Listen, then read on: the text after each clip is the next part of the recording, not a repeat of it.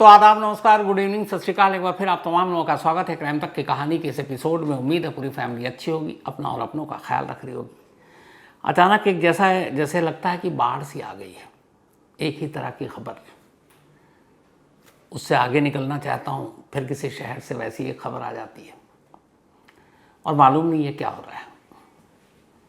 बेंगलुरु से फिर एक घर से एक बैग मिला और उस बैग में एक बीवी बंद थी, मुर्दा। मेरठ में ही एक और बीवी ने अपने पति को कॉफ़ी में जहर मिलाकर पिला दिया।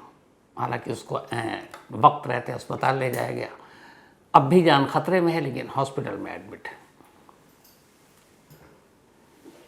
ये मियाँ बीवी के बीच में जो खून, कत्ल, मर्डर वाले किस्से आ रहे हैं, ये क्यों हो रहा है मुझे नहीं मालूम। थोड़ा आप लोग भी सोचिएगा, कहीं ऐसा तो नहीं है कि ये जो 7 जन्मों का बंधन, और इस बंधन को कुछ लोग सच में बंधन मानने लगे उस तरीके से कि कैद हो गए, या फिर सोसाइटी और समाज को दिखाने के लिए जो अरेंज मैरिज, या फिर उस वजह से बेमेल जोड़ियाँ, लड़की की सोच अलग, लड़के की सोच अलग, जबरन शादी करा देना, कई चीज़ें एक साथ हो सकती हैं। और यही वजह एक है डिवोर्स का मामला। लेकिन ये सारी चीज़ों पे बहस की जा सकती है, लेकिन इसको कैसे जस्टिफाई किया जा सकता है कि आप किसी की जान ले लें। एक पढ़ा लिखा सॉफ्टवेयर इंजीनियर शख्स अपनी बीवी को मारने के बाद, उसका कत्ल करने के बाद, लाश के करीब फर्श पर बैठ जाता है और पूरी रात उसके पास बैठा रहता है और पूरी रात उससे वो बात करता रहता है कि तुम मुझसे क्यों झगड़ा करती हो, क्यों तुम मुझसे लड़ती हो, क्यों तुम मुझसे बहस करती हो, क्यों तुम मुझ पर शक करती हो, क्यों तुम्हें लगता है कि तुम्हारी नौकरी या बेरोज़गारी के लिए मैं जिम्मेदार हूँ, क्यों तुम मेरे साथ खुशी से नहीं। सब कुछ ठीक था, लेकिन अचानक अभी फरवरी में राकेश को एक ऑफ़र मिला बेंगलुरु से, और बेंगलुरु उसने ट्रांसफ़र ले लिया, बेंगलुरु पहुंच गया। गौरी ने भी अब पति के साथ जाना था, नौकरी छोड़ दी। राकेश ने कहा चलो बेंगलुरु में दूसरी जॉब कर लेना तुम। अब मियाँ बीवी दोनों बेंगलुरु पहुंच गए फरवरी में। बेंगलुरु जाने के बाद साउथ बेंगलुरु के एक अच्छे इलाके में इन्होंने एक फर्स्ट फ्लोर पे अपार्टमेंट किराए पर लिया। अब दोनों हस्बैंड वाइफ वहीं रहने लगे। सब सेट हो गया। वर्क फ्रॉम होम अपना वहाँ से भी राकेश कर रहा था। इधर गौरी ने हर कंपनी में अपना बायोडाटा, CV जमा करना शुरू किया जॉब के लिए। अब बेंगलुरु ही उनका आशियाना था आने वाले कई सालों तक, तो गौरी ने तय कर रखा था यहीं वो जॉब करेगी। शादी से पहले भी उसने कह रखा था कि मैं जॉब करूंगी, और राकेश तैयार था। अब इधर दिन बीतने लगे, घर सेट हो गया, लेकिन गौरी की नौकरी नहीं लग रही है। धीरे धीरे गौरी पर फ्रस्ट्रेशन हावी हो गया। अब वो राकेश को टोकती कि मेरी नौकरी नहीं लग रही है, अच्छा खासा मैं पुणे में काम कर रही थी, तुम पुणे से यहाँ चले आए, तुमने अपना करियर देखा, मेरा करियर देखा नहीं। इस बात पे मियाँ बीवी में नोकझोंक शुरू हो गई। राकेश कहता सब्र करो, मिल जाएगी, कोशिश करते हैं, अभी ज़्यादा वक्त हुआ नहीं। लेकिन धीरे धीरे गौरी को फ्रस्ट्रेशन ज़्यादा होने लगा। उसे लगा कि पता नहीं उसका करियर का क्या होगा, और इसी में मियाँ बीवी के बीच नोकझोंक चल रहा है। और अब बेंगलुरु का पहला जो महीना है लगभग, वो इसी तरह से गुजर गया। अब 28 मार्च आज तारीख, बल्कि 26 मार्च की बात है, 2 दिन पहले की, वेंसडे, बुधवार का दिन, 26 मार्च की तारीख, रात को गौरी ने खाना बनाया, राइस और कुछ एक सब्जी। राइस उसने कुकर में बनाया था। डाइनिंग टेबल पर अब रात को दोनों बैठते हैं। जैसे ही डाइनिंग टेबल पर दोनों बैठे, गौरी फिर से शुरू हो गई। उसने राकेश से कहा कि तुम्हारा तो वक्त बीत जाता है, तुम अपने जॉब में लगे रहते हो, काम पे लगे रहते हो, मैं यहाँ अनजान शहर, ना कोई रिश्तेदार, ना कोई दोस्त, नौकरी मिल नहीं रही है, और इसके जिम्मेदार तुम हो। फिर से वही बात शुरू हो गई। जब बात शुरू हुई तो राकेश उसको समझाने लगा, लेकिन गौरी का गुस्सा बढ़ता जा रहा था। धीरे धीरे दोनों में अब तेज तेज झगड़ा शुरू हो गया। इसी बीच में गुस्से में गौरी ने एक थप्पड़ मार दिया राकेश को। थप्पड़ मारने के बाद वो उठी, बराबर में ही डाइनिंग टेबल के किचन था, किचन से उसने चाकू उठाया और वो चाकू तेज़ी से राकेश की तरफ फेंक दिया। राकेश चाकू से हल्का सा खरोच आया, लेकिन गौरी के इस तेवर को देख के अब राकेश को भी गुस्सा आ गया। उसने वही चाकू उठाया और सीधे गौरी पर अंधाधुन हमला करने लगा। करीब 3 वार किए उसने गौरी पर और 3 वार जानलेवा थे। गौरी वहीं डाइनिंग टेबल के पास फर्श पर गिर गई। थोड़ी देर में उसकी सांसें रुक गई। गौरी मर चुकी थी। इधर गुस्सा शांत हुआ तो अब राकेश को एहसास हुआ कि उसने क्या कर दिया। उसे इस बात का पता था कि गौरी मर चुकी है और उसने खुद कत्ल किया और अब वो एक कातिल है। थोड़ी देर के बाद वो गौरी की लाश को एक तरफ करता है, फर्श के ब्लड को साफ करता है और फिर गौरी के पास बैठ जाता है। खाना अब भी कुकर में है, खाया नहीं है। न गौरी ने खाया था न अब राकेश। गौरी के पास बैठकर अब वो उससे बातें कर रहा, यानी उसकी लाश से। और वही बातें जो मैंने आपको शुरू में कहा कि तुमने ऐसा क्यों किया, तुम मेरे साथ क्यों झगड़ती हो, क्यों तुम्हें लगता है कि मैं तुम्हारी नौकरी के आड़े आ रहा हूँ, क्यों तुम्हें लगता है मैं तुम्हारा करियर नहीं चाहता हूँ कि अच्छा बने।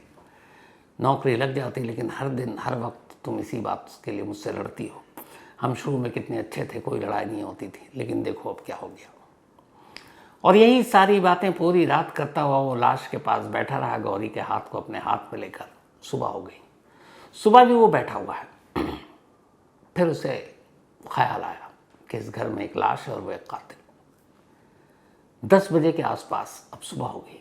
27 मार्च की तारीख आ गई। वेडनेसडे के बाद अब थर्सडे हो चुके। वो उठता है, एक बैग खाली करता है। चूँकि 1 महीने पहले ये लोग पुणे से बेंगलुरु शिफ्ट हुए थे तो इनके पास अच्छे खासे बैग थे। एक बड़ा बैग, ट्रॉली बैग खाली करता है। उस बैग के अंदर गौरी की लाश को पैक करता है। बैग बड़ा था, गौरी की लाश आराम से आ गई। उसके बाद उस बैग को घसीटता हुआ वो बाथरूम में ले जाता है। बाथरूम में बैग को रख देता है। फिर अपना एक छोटा सा बैग तैयार करता है। लगभग 12:30 बजे घर का ताला लगाकर वो बाहर निकलता है। नीचे उसकी होंडा सिटी कार खड़ी हुई थी। वो नीचे आता है, कार में बैठता है और पुणे से निकल पड़ता है। 5 घंटे तक वो ड्राइव करता रहता है और उसकी मंजिल थी पुणे, जहाँ से वो आया था। 5 घंटे की ड्राइव के बाद शाम के करीब 5:30 बजे थे। तब वो अपना मोबाइल उठाता है। मोबाइल उठाने के बाद बेंगलुरु के जिस अपार्टमेंट में रहता था उसके कारपेंटर को फ़ोन करता है, क्योंकि अभी हाल में आया था। कारपेंटर का बहुत सारा काम इसने कराया था। और जो लैंडलॉर्ड था जिसके घर पे ये किराए पे रह रहा था, वो उसी में ग्राउंड फ्लोर पर रहते थे। फर्स्ट फ्लोर पे ये रेंट पे रहता था, ग्राउंड फ्लोर पे लैंडलॉर्ड। कारपेंटर को फ़ोन करता और कारपेंटर से कहता है राकेश कि उसकी वाइफ गौरी ने खुदकुशी कर ली है और उसकी लाश इस वक्त बाथरूम में पड़ी है। तुम लैंडलॉर्ड को जाकर बता दो इसलिए भी ताकि वो गौरी के घर वालों को भी खबर कर दें, ताकि वो लोग आकर फिर उसका अंतिम संस्कार कर सकें। ये कहकर उसने फ़ोन काट दिया। जैसे ही ये बात सुनी कारपेंटर ने, वो बदहवास लैंडलॉर्ड की तरफ भागा। उसने कहा कि ऐसे ऐसे फ़ोन आया राकेश का और कह रहा उसकी वाइफ ने खुदकुशी कर ली, जान दे दी और उसकी लाश बाथरूम में है। ये सुनते ही मकान मालिक भी बदहवास, एक जागरूक नागरिक होने के नाते उसने सबसे पहले बेंगलुरु पुलिस को कॉल किया। उसने बोला कि ऐसे ऐसे बात है, ऐसी एक किराए पे रखा था और वो अभी ये इन्फॉर्मेशन दे रहा है। फ़ौरन पुलिस पहुंच गई। लैंडलॉर्ड और पुलिस की मौजूदगी में अब दरवाजे को खोला गया। अंदर पुलिस दाखिल हुई। उन्हें लगा कि कहीं लाश टंगी भी मिलेगी, लेकिन लाश कहीं टंगी नहीं थी, पर बाथरूम में बैग था और बैग बाथरूम में, ये बड़ी अजीब बात थी। खैर, पुलिस की मौजूदगी में बैग को खोला गया। बैग के अंदर गौरी। अब इसका मतलब है कारपेंटर को राकेश ने सही बात बताई थी। पुलिस फ़ौरन अब मकान मालिक से उसकी डिटेल मांगती है कि उसका कार्ड, आधार कार्ड तो आपने लिया होगा। पता चला कि पुणे का एड्रेस है। फ़ौरन महाराष्ट्र पुलिस को बेंगलुरु पुलिस कांटेक्ट करती है और कहती है कि ऐसी ऐसी बात है। वो एड्रेस बताती है और बेंगलुरु की एक पुलिस की टीम अब पुणे के लिए निकलने की तैयारी कर रही थी। इधर इस बात के कई घंटे बीत गए। अब अचानक 27 की ही देर, मतलब रात तक ही, पुणे में एक पुलिस स्टेशन है, शिरवाल पुलिस स्टेशन। शिरवाल पुलिस स्टेशन के करीब एक होंडा सिटी कार आकर रुकती है। इस कार के रुकने से पहले एक काम और किया था। राकेश ने पहला फ़ोन कारपेंटर को किया और दूसरा फ़ोन उसने पुणे पुलिस को किया। पुणे पुलिस से उसने कहा कि उसका नाम ये है, उसने अपनी बीवी का कत्ल किया। यहाँ ये नहीं कहा कि उसने अपनी जान दी है, उसने कहा कत्ल किया है, ये एड्रेस है और मैंने कारपेंटर को भी बता दिया है, आप भी बेंगलुरु पुलिस को इन्फॉर्म कर दीजिए और मैं सरेंडर कर दूंगा। ये कहकर उसने फ़ोन काट दिया।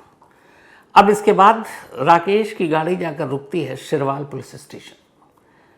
उससे पहले राकेश ने एक जगह गाड़ी रोकी और फिनाइल की दवा शीशी खरीदी और वो पूरा पी गया। अब पुणे पुलिस स्टेशन, जो शिरवाल पुलिस स्टेशन है, वहाँ पे गाड़ी रोकने के बाद वो लड़खड़ाता हुआ उतरता है। पुलिस स्टेशन के अंदर दाखिल हो रहा था। कुछ पुलिस वाले उसे देखते हैं और वो इतना ही कहता है कि मेरा नाम राकेश खेडेकर है, मैं पुणे से आ रहा हूँ और मैंने पुणे में अपनी बीवी का कत्ल किया है और सरेंडर करना है।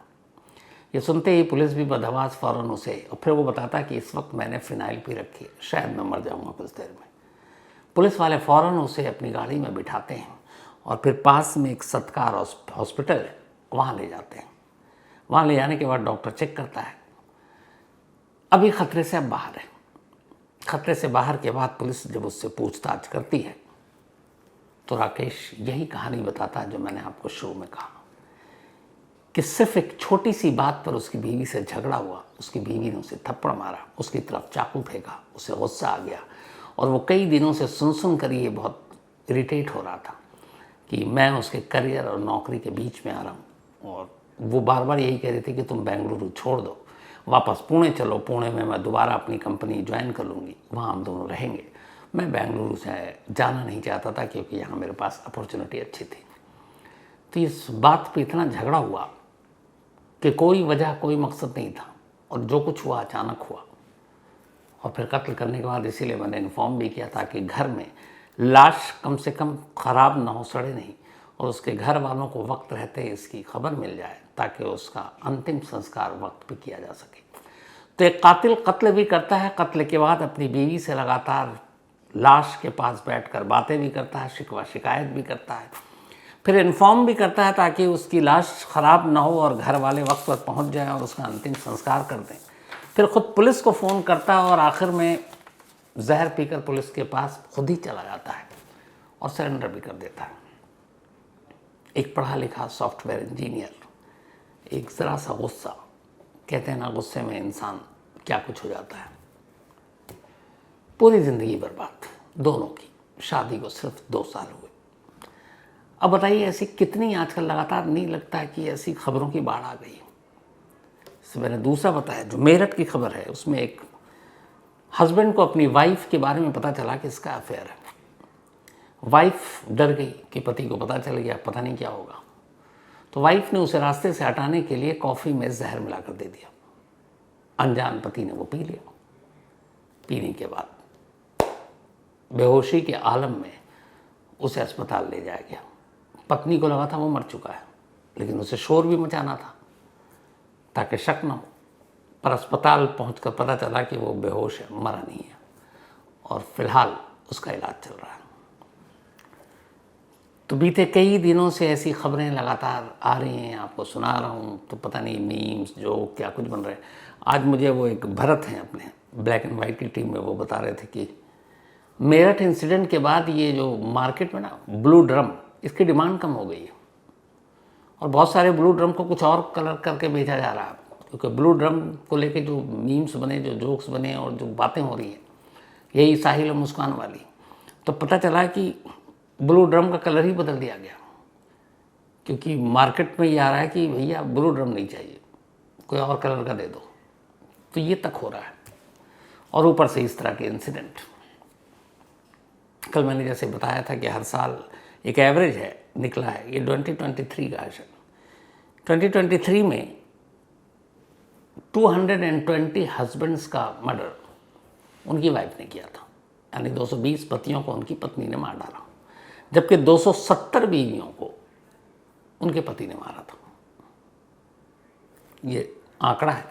अभी तक एनसीआर भी हस्बैंड वाइफ वाला अलग से आंकड़ा नहीं देती, पर अब मुझे लग रहा है कि शायद अगले साल से एक अलग कॉलम बनेगा और उसमें ये आंकड़ा आएगा।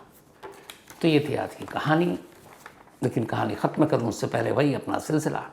आज कारवक चक्रवर्ती, इनका बर्थडे है। Happy birthday Karvak. And Karvak हमेशा अच्छे रहो, खुश रहो, गॉड ब्लेस यू। एंड ये अपनी पूरी फैमिली के साथ इस वक्त यूएस में रहते हैं। तो प्रियंका एंड हिमाद्री शेखर, इनके मम्मी पापा, और साथ ही इनके ब्रदर जो है सार्थक ने भेजा है। तो हैप्पी बर्थडे वंस अगेन कारवक चक्रवर्ती। साथ ही आज आरुषि बिंद्रा, इनका भी बर्थडे है। तो हैप्पी बर्थडे आरुषि। और ये निधि एंड रामाशीष कुमार बिन, इन दोनों की बेटियां हैं और भेजा किट्टू ने है। इनायत, इनका भी आज बर्थडे है। तो हैप्पी बर्थडे इनायत, भेजा खुशबू ने है। साथ ही सार्थक, इनका भी आज जन्मदिन, हैप्पी बर्थडे सार्थक, और भेजा रेनू ने। इसके अलावा मालती एंड अनिल, इन दोनों की एनिवर्सरी है। तो happy birthday, happy anniversary Malti ji and Anil ji. आप लोग हमेशा अच्छे रहें। इसके साथ ही कहानी में आज इतना ही। अब आपसे मुलाकात होगी कल रात 9 बजे किसी नई कहानी के साथ। तब तक अपना और अपनों का ख्याल रखिएगा। Thank you very much.